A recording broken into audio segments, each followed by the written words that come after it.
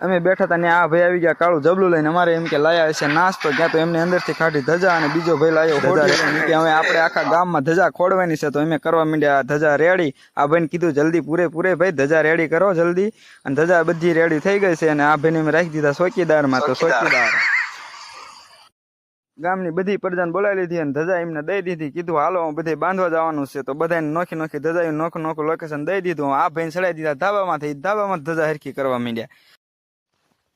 બધે ધજા ખોડ દીધી તમે જોઈ શકો ધાબા ઉપર ને બધી શેરીઓમાં બધે ધજાનું રેડી કામ થઈ ગયું છે એક ધાબા ઉપર જે ભાઈ ધજા લાયા હતા એ રેડી કરતા હતા એમનો એક નાનો એવડો વિડીયો ઉતારી લીધો નારો મેં મારું મોઢું દેખાડી દીધું માવો ખાતા સાંજે આવી ગયા બધા ગરબે રમવા અમારા ગામમાં બધા ઘરે ઘરના ગરબે રમે છે મારા દીકરા